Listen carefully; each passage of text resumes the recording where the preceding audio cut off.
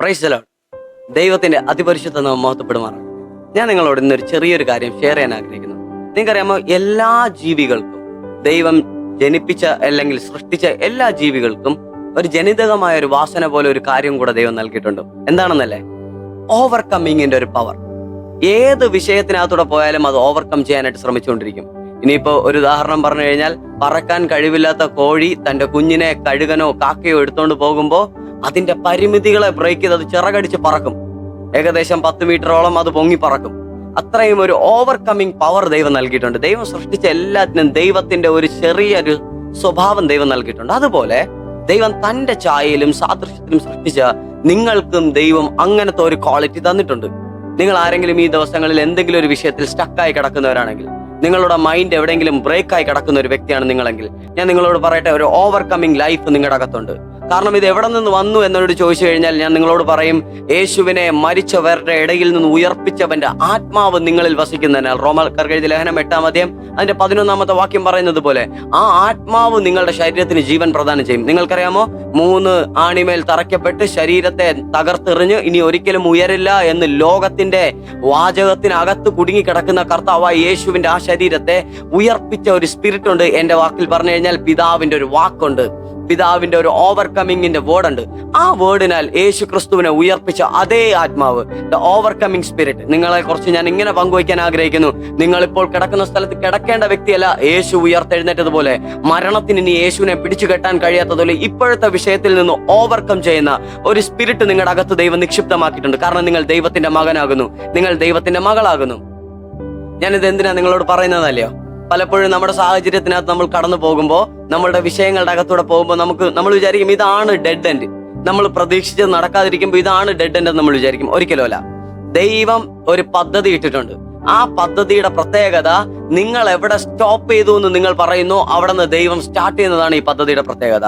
നിങ്ങൾക്കറിയാമോ, ലോകത്തിലെ ഏറ്റവും വലിയ രഹസ്യങ്ങളും അല്ലെങ്കിൽ മിസ്റ്ററി എന്ന് പറയപ്പെടുന്നത് ഉയർപ്പാണ്. യേശുവിന്റെ ഉയർപ്പ്. ഈ ഉയർപ്പിനെ പറ്റി സയന്റിഫിക് ആയിട്ടുള്ള എവിഡൻസുകൾ ഉണ്ടോ എന്ന് ചോദിച്ചു കഴിഞ്ഞാൽ ഉണ്ട്. സയന്റിഫിക് അല്ലാത്തതായിട്ടുണ്ടോ എന്ന് ചോദിച്ചു കഴിഞ്ഞാൽ, സ്പിരിച്വലി ഉണ്ടോ എന്ന് ചോദിച്ചു കഴിഞ്ഞാൽ അനേകമായിരം, ഇഷ്ടം പോലെ ഉണ്ട്. അങ്ങനെയാണെങ്കിൽ ഈ ഉയർപ്പ് സംഭവിച്ചത് യേശു എന്തെങ്കിലും ചെയ്തപ്പോഴല്ല, യേശു നിശബ്ദനായിരുന്നപ്പോഴായിരുന്നു. യേശു തന്നെ പിതാവിനെ അങ്ങ് ഭരമേൽപ്പിച്ച്, പിതാവ് എന്റെ ആത്മാവിനെ ഞാൻ നിനക്ക് സമർപ്പിക്കുന്നു എന്ന് പറഞ്ഞ് അവൻ ആ മരണത്തിനകത്തൂടെ കടന്നു പോകാൻ തയ്യാറായപ്പോഴായിരുന്നു യഥാർത്ഥത്തിൽ ആ ഉയർപ്പിന്റെ സമയത്ത് ആരും പ്രതീക്ഷിക്കാത്ത ഒരു ഉയർപ്പ്. അതായത് കല്ലറ തുറന്നിട്ടല്ല യേശു പുറത്തു വരുന്നത്.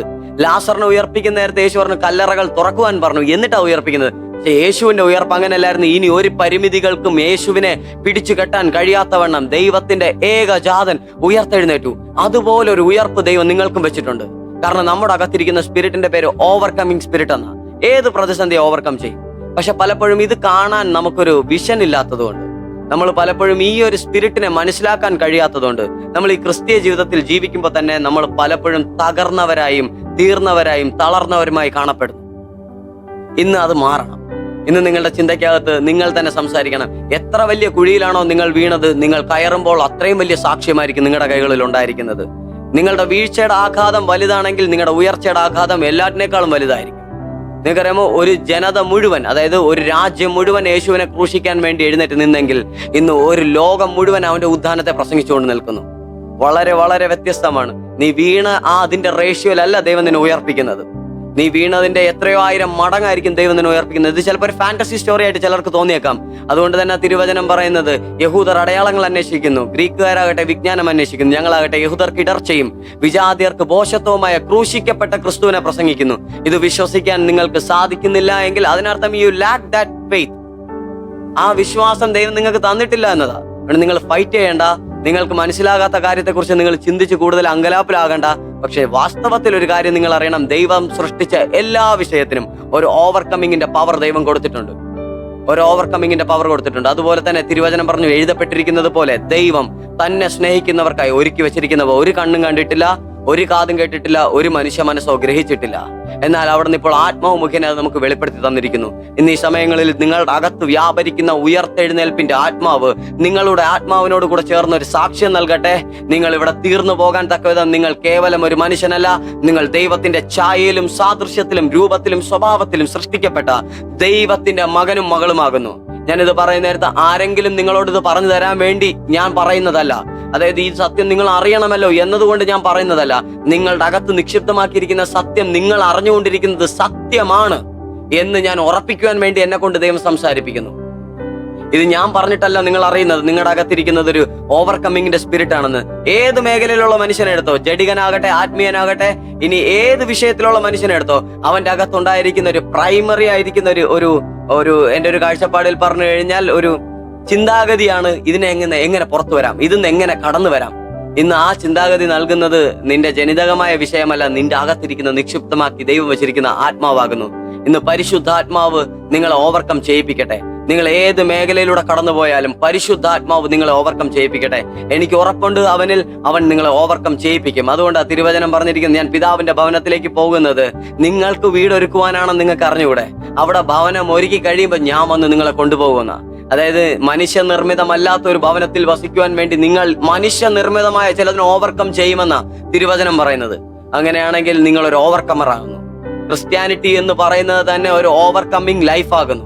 നിങ്ങൾക്കറിയാമോ, കാലഘട്ടങ്ങൾ, സാമ്രാജ്യങ്ങൾ ഈ ക്രിസ്തീയ ജീവിതത്തെ അല്ലെങ്കിൽ ഈ ലൈഫ് സ്റ്റൈലിനെ ബ്രേക്ക് ചെയ്യാൻ ശ്രമിച്ചു, പക്ഷെ സാധിച്ചിട്ടില്ല. അങ്ങനെയാണെങ്കിൽ അതിന്റെ അകത്ത് അന്ന് വ്യാപരിച്ച അതേ ആത്മാവ് ഇന്ന് നമ്മുടെ അകത്ത് വ്യാപരിക്കുന്നു. മഹത്വത്തിന്റെ പ്രത്യാശയെ ക്രിസ്തു നമ്മുടെ അകത്തുണ്ട്. അതുകൊണ്ട് നിങ്ങൾ ഇവിടെ തീർന്നു പോകത്തില്ല.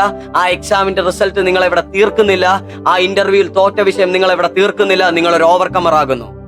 നിങ്ങൾ ഏതൊക്കെ മേഖലയിലൂടെ കടന്നു തോറ്റ വ്യക്തിയായിരുന്നാലും നിങ്ങൾ ഒരു ഓവർകമർ ആകുന്നു. ചിലപ്പോൾ നിങ്ങൾ 5 വട്ടം ചെയ്തിട്ട് തോറ്റായിരിക്കും, പക്ഷെ തിരുവചനം പറയുന്നു, മുട്ടുവിൻ, നിങ്ങൾക്കായി തുറക്കപ്പെട്ടിരിക്കും.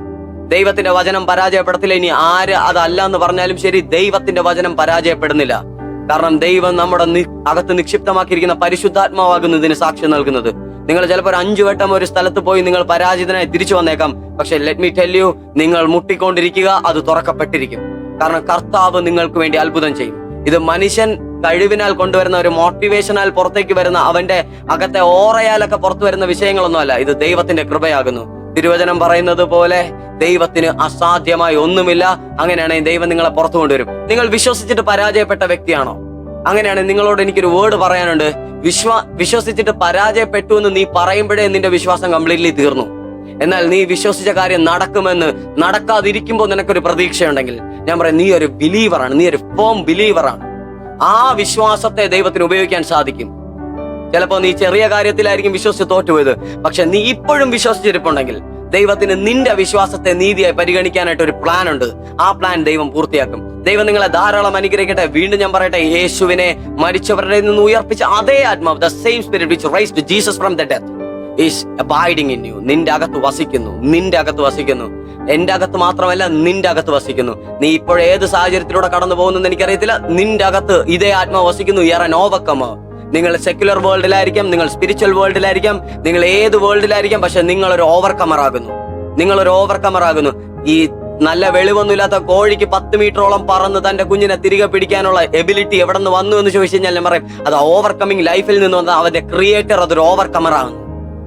ആ കോഴിയുടെ ക്രിയേറ്റർ ഓവർകമർ ആകുന്നു. നിന്റെ ക്രിയേറ്റർ ഒരു ഓവർകമറാ. അവൻ ചുമ്മാ എന്തിനെങ്കിലും അല്ല ഓവർകം ചെയ്തത്. അവൻ ഡെത്തിനെ ഓവർകം ചെയ്തു, അവൻ ഹെല്ലിനെ ഓവർകം ചെയ്തു, അവൻ ഗ്രേവിനെ ഓവർകം ചെയ്തു. അങ്ങനെയാണെങ്കിൽ നിന്റെ ക്രിയേറ്റർ, നിന്റെ കർത്താവായ യേശു സകലത്തിനെയും അതിജീവിച്ചവനാകിയാൽ നീയും അതിജീവിക്കും. God bless you. ദൈവം നിങ്ങളെ ധാരാളം അനുഗ്രഹിക്കട്ടെ. Praise the Lord. ആമേൻ.